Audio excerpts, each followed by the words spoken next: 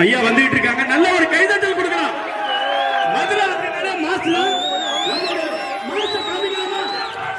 நல்ல ஒரு கைதட்டல் கொடுங்க.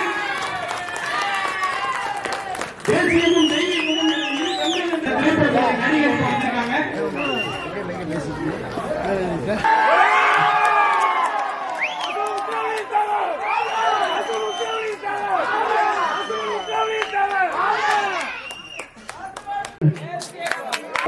உங்கள் அனைவருக்கும் மாலை வணக்கம்.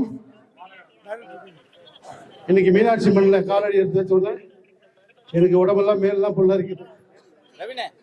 இந்த மாதம் முழுவதும் ஐயாவுக்காக விரதம் இருந்து காப்பு கட்டி இன்னைக்கு தான் கோயிலில் போய்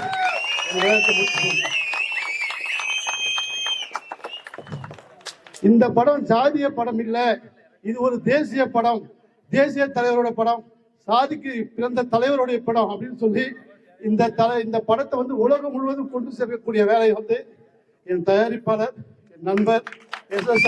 சத்யா, அவருடைய துணைவியார் ஜெனிஃபர் மார்க்கெட் அவங்க எடுத்திருக்காங்க.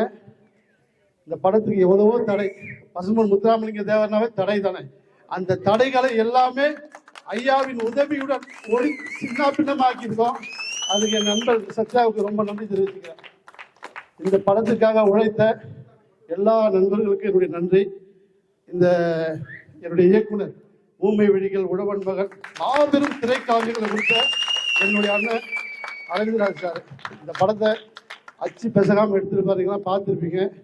செகண்ட் ஹாஃப் பாருங்க, கிளைமேக்ஸில் அழுவாத மனுஷன் இருக்க மாட்டான். ஐயாவுடைய இந்த கேதம் எப்படி இறந்தாருன்னு எங்கள் டைரக்டர் ஆராய்ச்சி பண்ணி எடுத்திருக்காரு. அவர் சொல்லுவார், டைரக்டர் நான் இல்லைங்க, பசும்பொன் முத்துராமலிங்க தேவர் தான் டைரக்டர்னு சொல்லுவார்.